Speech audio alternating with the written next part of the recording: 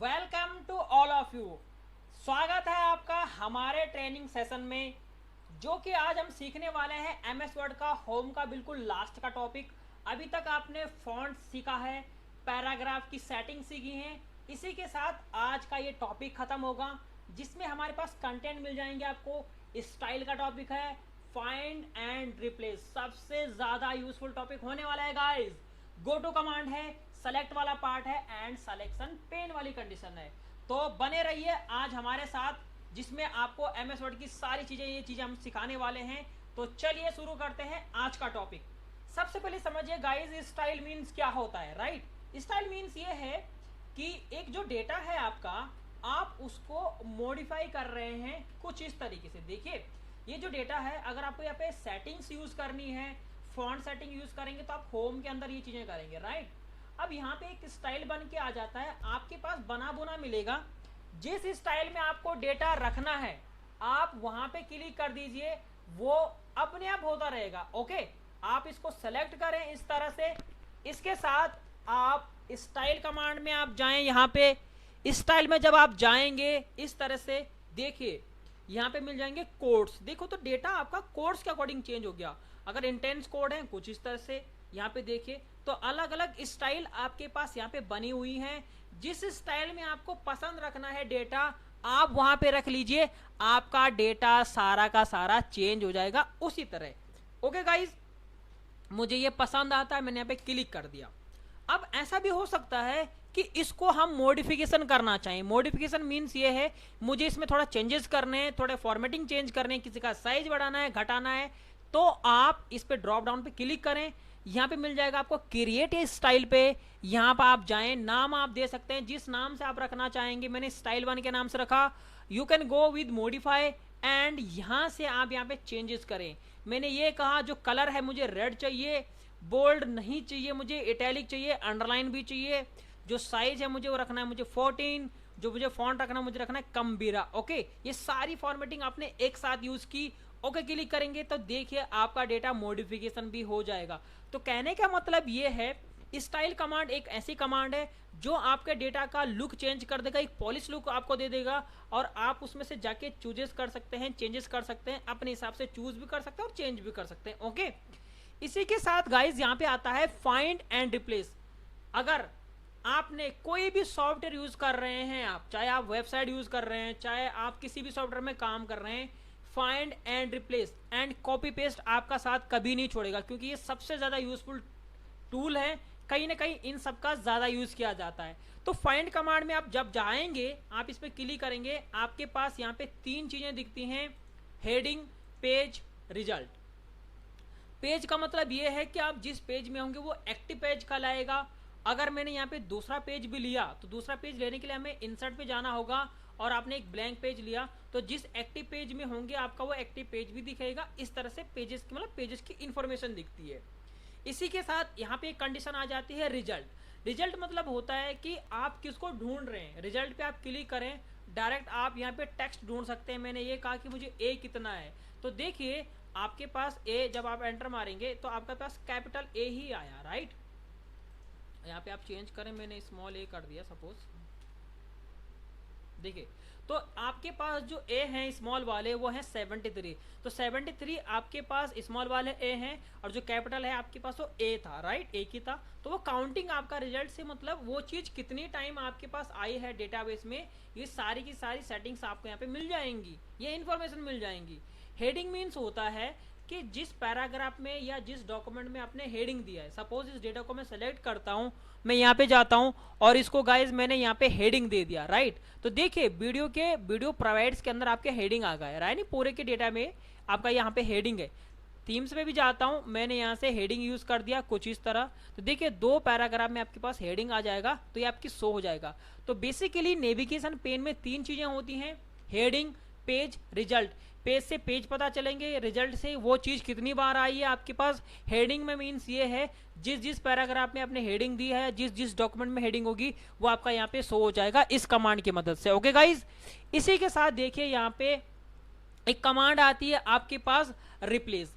Replace command का use बहुत useful है। आप किसी को किसी में चेंज कर सकते हैं। फर्दर एग्जांपल आप समझते हैं, यहाँ पे आप रिप्लेस पर क्लिक करेंगे, आपने ये कह दिया कि मुझे जो ढूंढना है, मुझे ढूंढना है क्या है, ए को चेंज करना है के में। अब यहाँ पे आप देखेंगे रिप्लेस आ रहा है, रिप्लेस ऑल आ रहा है, राइट। ये बेसिकली हमेशा कुछ ऐसा दिखेगा, आप इसको मोर करेंगे तो मोर में एक्सपेंड हो जाएगा।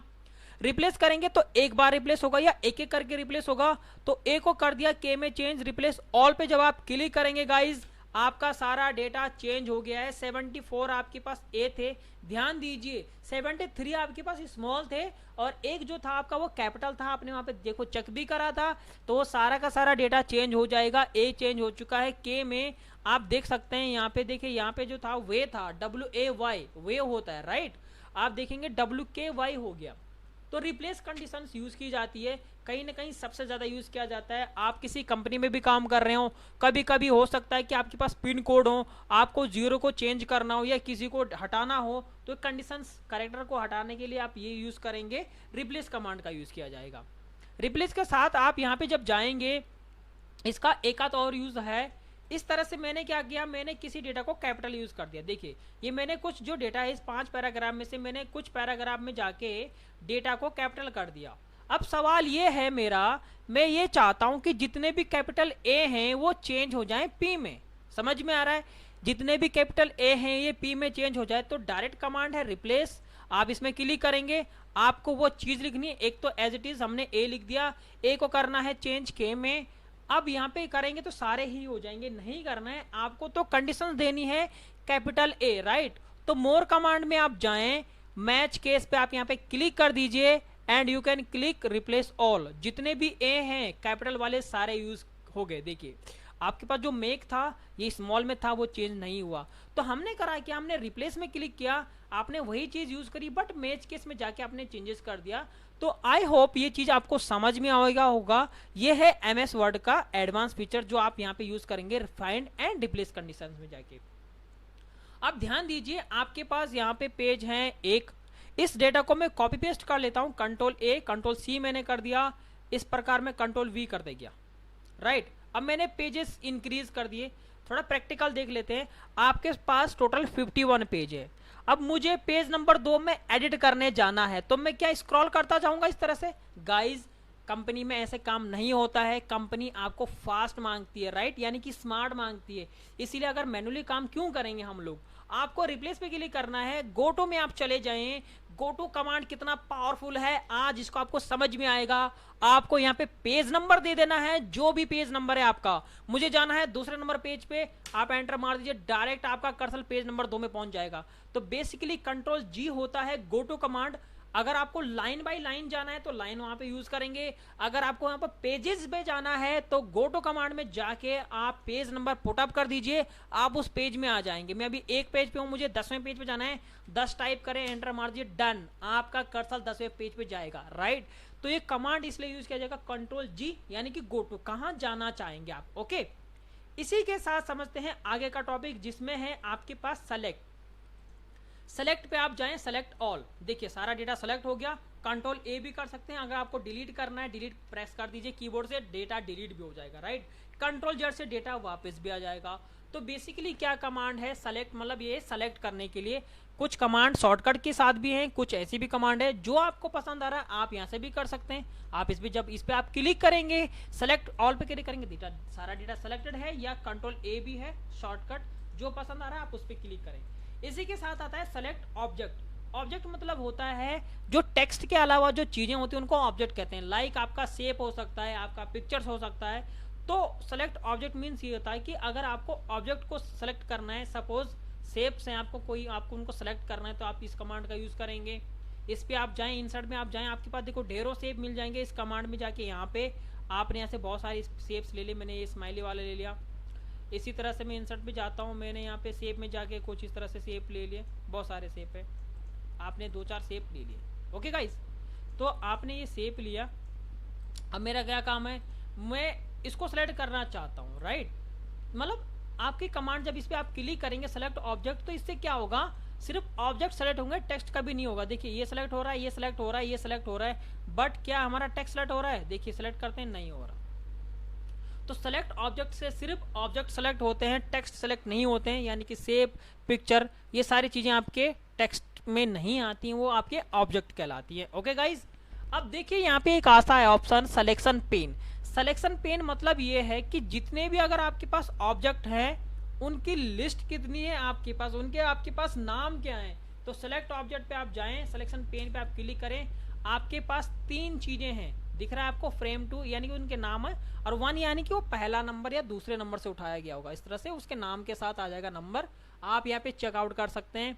दूसरा ये भी है, अगर आपको वो शेप नहीं दिखाने, कभी कभी आपने सुना होगा फोटोशॉप होता है तो उसमें लेयर बाय लेयर काम होता है, राइट।